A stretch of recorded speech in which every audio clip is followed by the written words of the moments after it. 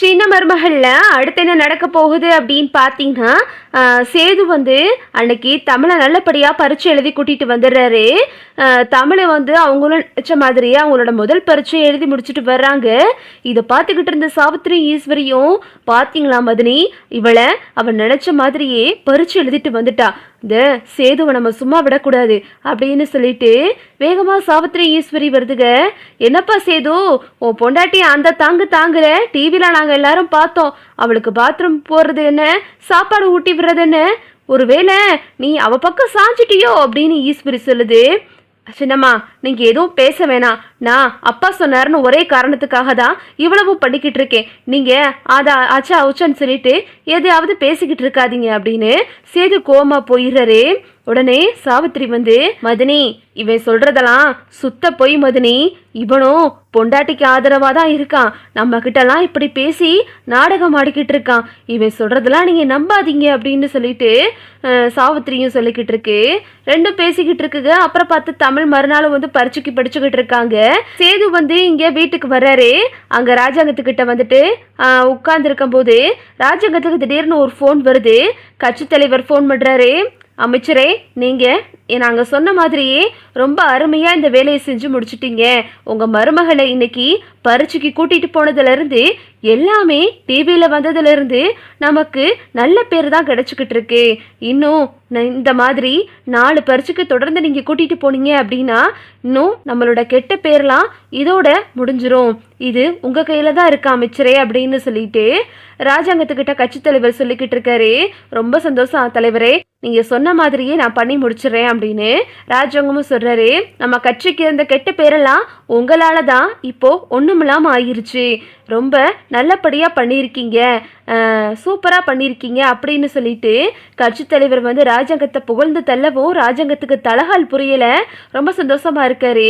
என்னையா அரசாங்கம், உன் முகத்தில் அம்பட்டு சந்தோஷம் தெரியுது அப்படின்னு கேட்கும்போது, அது ஒன்றும் இல்லை ஆத்தா, இந்த மாதிரி தலைவர் ஃபோன் பண்ணாரு.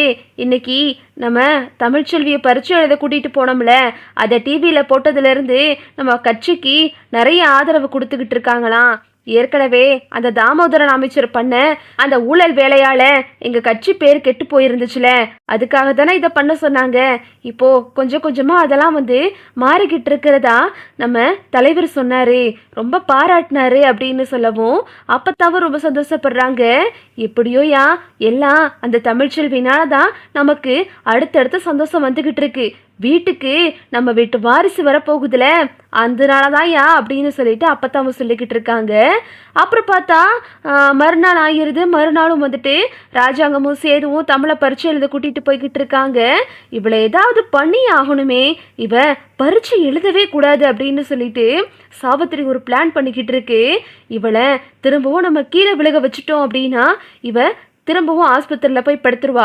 இவளால் சுத்தமாக பரீட்சை எழுத முடியாது அப்படின்னு சொல்லிட்டு தமிழ் வந்து குளிக்க போன நேரம் பார்த்து இந்த சாவித்திரி வந்து தமிழோட வீல் சேரில் ஒரு நட்டை கலட்டி விட்டுக்கிட்டு இருக்கு.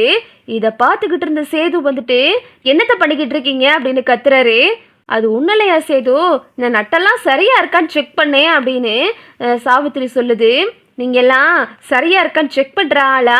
உங்களை பார்த்தா நீங்கள் எதுக்கு வந்திருக்கீங்கன்னு எனக்கு தெரிஞ்சு போச்சு. அந்த நட்டை கழட்டி விட்டு தமிழ்ச்செல்வியை கீழே விலகலான்னு வைக்க தானே வந்திருக்கீங்க அப்படின்னு சேது கத்துறாரு. ஐயா, நான் எதுக்கே சேது இப்படிலாம் பண்ண போகிறேன்? நான் அதில் ஏதோ நட்டு கலண்டுற மாதிரி இருந்துச்சு, அதனால தான் நான் கொஞ்சம் திருகி விட்டுருந்தேன். எங்கே தமிழ்ச்செல்வி அப்படின்னு கேட்கும்போது, அவள் குளிக்க போயிருக்கா, உங்களுக்கு என்ன இங்கே வேலை, நீங்கள் கிளம்புங்க அப்படின்னு சொல்லிட்டு சேது வந்து சாவித்திரியை விரட்டி விட்டுறாரு. சாவித்திரியும் நம்ம பண்ண பிளானெல்லாம் நாசமாக போகுது அப்படின்னு சொல்லிட்டு மனசுக்குள்ளே புழுங்கிக்கிட்டு இருக்கு. அப்புறம் பார்த்தா எல்லாரும் பரீட்சை எழுதுறதுக்காக போயிடறாங்க. அங்கே போயிட்டு ராஜாங்கத்துக்கு ஒரு முக்கியமான வேலை வந்துடுது. ஐயா சேது, நான் பரீட்சை எழுதி அவளை அந்த பிள்ளையை கூட்டிகிட்டு வந்துடு. நீ பரீட்சை முடிஞ்சதும் அந்த பிள்ளைய கூட்டிகிட்டு வந்துடு. எனக்கு ஒரு முக்கியமான வேலை இருக்குது, நான் கிளம்பி போயிட்டு வரேன் அப்படின்னு சொல்லிட்டு ராஜாங்க அங்கேருந்து கிளம்பி போயிடுறாரு. சேது கீழே வெயிட் பண்ணிக்கிட்டு இருக்காரு. தமிழும் மறுநாள் நல்லபடியாக பரீட்சை எழுதி முடிச்சிடுறாங்க. தமிழ் பரீட்சை எழுதி முடிச்சுட்டு வெளியே வரும்போது, இந்த மாதிரி எனக்கு பாத்ரூம் போகணும் அப்படின்னு சொல்கிறாங்க. சரின்னு சொல்லிட்டு சேது வந்து தமிழை தூக்கிட்டு பாத்ரூமில் கொண்டு போய் உட்கார வச்சுட்டு வந்துடுறாரு வெளியே. தமிழ் வந்து பாத்ரூமில் இருக்கும்போது பக்கத்தில் வந்து அந்த காலேஜ் மேடமும் கூடவே வந்து அந்த தமிழுக்கு ஸ்கேன் பண்ண டாக்டரும் வர்றாங்க. வந்துட்டு இந்த மாதிரி பேசிக்கிட்டு இருக்காங்க. இப்போ அமைச்சரோட மருமக இந்த காலேஜில் தானே படிக்கிறாங்க, இப்போ கூட அந்த பொண்ணை பேட்டியெல்லாம் எடுத்து டிவிலலாம் போட்டாங்களே அப்படின்னு அந்த டாக்டர் கேட்குறாங்க. உடனே தமிழோட கிளாஸ் மேடம் சொல்கிறாங்க, ஆமாம் அந்த பொண்ணு கூட இப்போ ப்ரெக்னெண்ட்டாக இருக்காங்கல்ல அப்படின்னு கேட்கும்போது, ஆமாம் அந்த பொண்ணு இப்போ தான் எங்களோட ஹாஸ்பிட்டலில் ஸ்கேனிங்காக வந்திருந்தாங்க. அந்த பொண்ணுக்கு இப்போது ட்விங்ஸ் உருவாயிருக்கு, இப்போது உங்கள் வயிற்றில் ரெட்டை கரு இருக்குது அப்படின்னு சொன்னதும் தமிழோட கிளாஸ் மேடம் ரொம்ப சந்தோஷப்படுறாங்க. இது தமிழ்ச்செல்விக்கு தெரியும்ல அப்படின்னு கேட்குறாங்க. இல்லை மேடம், தமிழ்ச்செல்விக்கு தெரியாது, அவங்க அம்மாச்சி தான் சொல்லக்கூடாதுன்னு சொல்லிட்டாங்க அப்படின்னு அந்த டாக்டர் சொல்லவும், ஏன் அப்படின்னு கேட்குறாங்க. தெரியல, அவங்க ஃபேமிலி ப்ராப்ளம், அதனால தான் சொல்லக்கூடாதுன்னு சொன்னாங்க அப்படின்னு அந்த தமிழுக்கு ஸ்கேன் பண்ண டாக்டர் வந்து அந்த கிளாஸ் மேடம் கிட்ட சொல்லிக்கிட்டு இருக்காங்க. இதை வந்து பக்கத்துல இருந்து தமிழ் கேட்டுறாங்க. தமிழ் உள்ள இருக்கிறத பார்க்காம அவங்க பேசிக்கிட்டு இருக்காங்க. சேது வந்து தமிழை கூட்டிட்டு போக வர்றாரு. தமிழ் உள்ள இருக்கிறத பார்த்துட்டு அந்த டாக்டர் ஷாக் ஆகிடுறாங்க. ஒரு நிமிஷங்க, எங்கள் மேடம் கிட்ட ஒன்று பேசணும் அப்படின்னு சொல்லிட்டு தமிழ் அங்கேருந்து சேதுவை போக சொல்லிட்டு அவங்க கிட்ட கேட்குறாங்க. என்ன மேடம் சொல்கிறீங்க, என் வயிற்றுல விழுறது ரெட்டை குழந்தையா அப்படின்னு தமிழ் ரொம்ப கோவமாக கேட்குறாங்க.